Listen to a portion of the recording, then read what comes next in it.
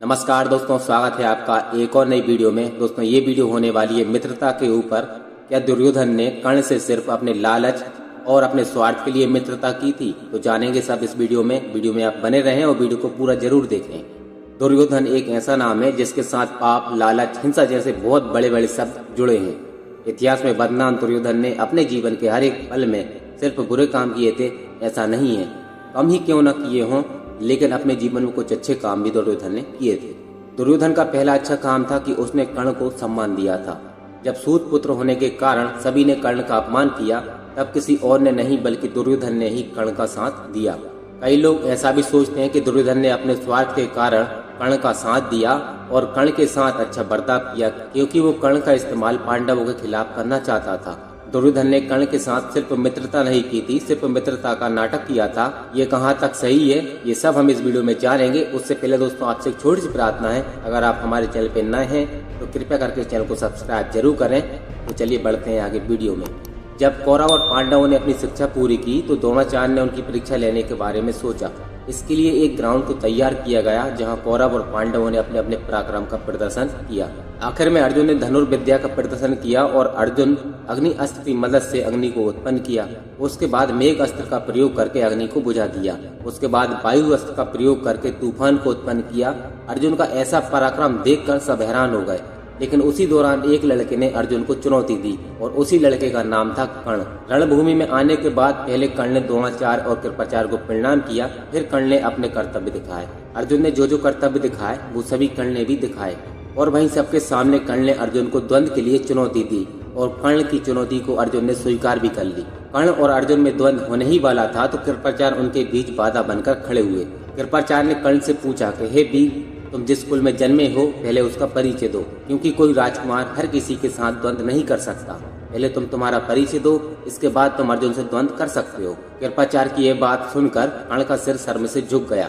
तब कर्ण की ऐसी हालत हुई तो तब दुर्योधन ने कर्ण का साथ दिया और दुर्योधन बोला, यह आचार्य, शास्त्र के अनुसार जो अच्छे कुल में जन्मा है, जो वीर है, जो सेना को चलाता है, ऐसे 3 प्रकार के लोगों के साथ युद्ध किया जा सकता है। लेकिन अर्जुन राजा के सिवा किसी और के साथ युद्ध नहीं करना चाहता, तो मैं कर्ण को अंग प्रदेश का राजा घोषित करता हूँ। इसके बाद दुर्योधन ने कर्ण का राजाभिषेक किया। दुर्योधन का ऐसा बर्ताव देखकर कर्ण ने दुर्योधन से पूछा कि दुर्योधन, इसके बदले में आपको क्या दे सकता हूँ? दुर्योधन बोला, कर्ण, मैं सिर्फ तुम्हारी मित्रता चाहता हूँ। दुर्योधन की ऐसी बात सुनकर कर्ण ने दुर्योधन को गले लगा लिया। उस समय कर्ण के पिता जो सारथी का काम करते थे, जिनका नाम अधिरथ था, वे भी वहाँ पर आते हैं। कर्ण अपने पिता का बहुत सम्मान करता था, इसलिए उन्हें देखते ही कर्ण ने उनके पैर छुए और कर्ण के पिता ने भी कर्ण को गले लगा लिया। वहाँ उपस्थित भीम को जब पता चला कि कर्ण एक सारथी का पुत्र है तो भीम जोर जोर से हंसने लगे और हंसते हंसते बोले कि कर्ण, तू एक सूत पुत्र है, युद्ध में तेरे लिए अर्जुन के हाथों मरना उचित नहीं होगा। हे नराधम, जैसे कुत्ता घी नहीं खा सकते, वैसे ही तुझे अंगराज होने का कोई अधिकार नहीं। तू जाकर अपने कुल का काम कर, घोड़े की लगाम को पकड़। भीम की ऐसी बात सुनकर कर्ण को बहुत गुस्सा आया, लेकिन कर्ण कुछ नहीं बोले और सूरज की ओर देखकर आहें भरते रहे। लेकिन ऐसा सुनकर दुर्योधन को बहुत गुस्सा आया और दुर्योधन बोला, भीम, तुम कर्ण को ऐसा बोलकर ठीक नहीं कर रहे हो। यहाँ शक्तियों का प्रदर्शन है। कर्ण भी शक्तिशाली है, इसलिए कर्ण भी एक क्षत्रिय है। अर्जुन को एक क्षत्रिय से युद्ध करने में कोई आपत्ति नहीं होनी चाहिए। जिस प्रकार नदी का स्रोत और नदी का जल ही उसका परिचय है और उस नदी के जल से ही इंसान जिंदा रहता है, क्योंकि नदी कहाँ से जन्मी है ये जानने की कोई जरूरत नहीं होती, सिर्फ जरूरत होती है तो उसके जल की। तो भीम जन्म से किसी का वर्ण निर्धारित नहीं होता, उसके कर्म ही उसका वर्ण निर्धारित करते हैं। विश्वामित्र क्षत्रिय थे, लेकिन तपस्या से वो ब्रह्म ऋषि हुए। यह बात किसको नहीं पता? हमारे गुरु द्रोणाचार्य द्रोण के अंदर जन्मे थे, लेकिन उनके जैसा शस्त्रधारी कोई और नहीं। तुम बताओ, हिरण की कोख से शेर जन्मा नहीं जा सकता, वैसे ही कवच और कुंडल के साथ कोई सामान्य नारी की कोख से जन्म नहीं ले सकता। मैंने जो कर्ण को अंग प्रदेश की भेंट दी है, वो कर्ण की वीरता के सामने कुछ भी नहीं। अगर कर्ण चाहे तो अपनी ताकत से सारी दुनिया को जीत सकता है। अगर कर्ण के राजा होने पर किसी को आपत्ति है तो वो मुझसे युद्ध करे। दुर्योधन की यह बात सुनकर रण में उपस्थित सारे ही व्यक्ति उसकी तारीफ करने लगे। प्रतिभा का प्रमाण होने के बावजूद रण में मौजूद लोगों को कर्ण की जाति ही महत्वपूर्ण लगी। जब कृपाचार्य के प्रश्न सुनकर कर्ण का सिर झुक गया था, जब भीम ने कर्ण को सूत पुत्र कहकर अपमान किया था, जब केवल दुर्योधन ही कर्ण के साथ खड़ा था और जात पात का विरोध किया था। जात पात के नाम पर हजारों सालों से इंसान के ऊपर अत्याचार हुआ है, लेकिन जिसे हम अधर्मी मानते हैं उसी दुर्योधन ने हजारों साल पहले जात पात का विरोध किया था। जात पात का विरोध करके दुर्योधन ने धर्म का काम किया था। दुर्योधन ने अपने जीवन में कई सारे अधर्म काम किए और कई सारे कुकर्म किए, लेकिन उस सब के बीच यह धर्म का काम हम सबको हमेशा याद रहेगा।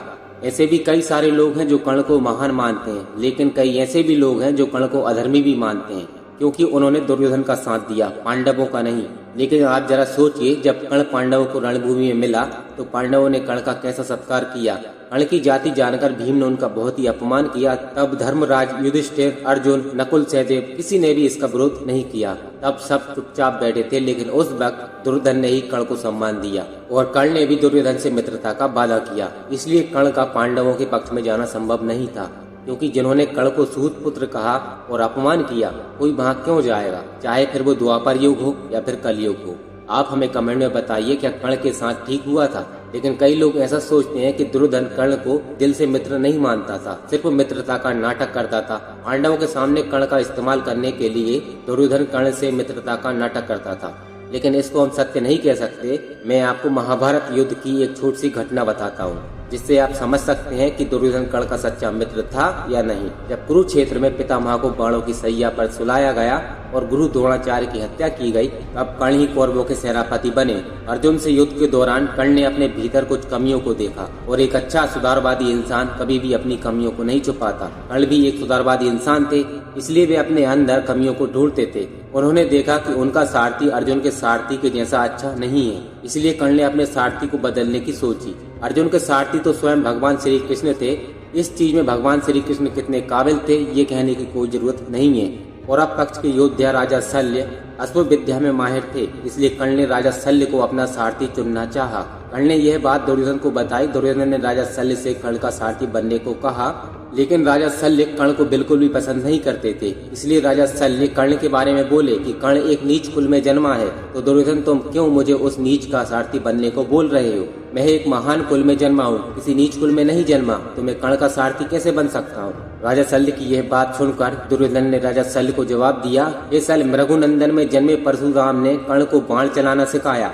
अगर कर्ण में कोई दोष होता तो भगवान परशुराम कर्ण को दिव्य अस्त्र नहीं देते। इसीलिए मैं कर्ण को सूत पुत्र नहीं मानता। मुझे लगता है कर्ण कोई क्षत्रिय कुल में जन्मा देव संतान है। वो निश्चित ही किसी महान कुल में जन्मा होगा। जिस तरह हिरण की कोख से शेर नहीं जन्मा जा सकता, वैसे ही कोई सामान्य नारी कवच और कुंडल के साथ किसी को जन्म नहीं दे सकती। हे मद्रराज, कर्ण की भुजाएं बहुत शक्तिशाली हैं, उसकी छाती बहुत विशाल है। कर्ण कोई साधारण मनुष्य नहीं है। कर्ण महाशक्तिशाली परशुराम का शिष्य है। कर्ण एक महात्मा है। इसी से ये साबित होता है, अगर दुर्योधन कर्ण के साथ मित्रता का नाटक करता तो वो कर्ण के पीठ पीछे बुराई करता, लेकिन दुर्योधन ने कर्ण के पीछे और न आगे कभी बुराई नहीं की। कर्ण के पीछे जब राजा शल्य ने कर्ण का अपमान किया तो दुर्योधन ने उसका विरोध किया। दुर्योधन के अंदर बहुत सारी बुराइयां होने के बावजूद भी वो एक अच्छा मित्र था। दोस्तों, इस वीडियो में हमने सिर्फ दुर्योधन और कर्ण की मित्रता के बारे में बात की है। इससे हम ये नहीं कह सकते कि दुर्योधन एक अच्छा इंसान था। दुर्योधन ने कई सारे पाप किए थे और दुर्योधन के कारण ही महाभारत युद्ध हुआ था। अगर दुर्योधन पांडवों को थोड़ा बहुत राज्य दे देता तो महाभारत का युद्ध नहीं होता। तो दोस्तों, ऐसी मित्रता के बारे में आप क्या कहेंगे, हमें कमेंट बॉक्स में जरूर लिखें। बाकी आपने हमारे चैनल को अभी तक सब्सक्राइब नहीं किया तो कृपया करके इस चैनल को सब्सक्राइब जरूर कर लें और वीडियो को भी लाइक जरूर करें। तो मिलते हैं दोस्तों एक और नई वीडियो में, तब तक के लिए धन्यवाद।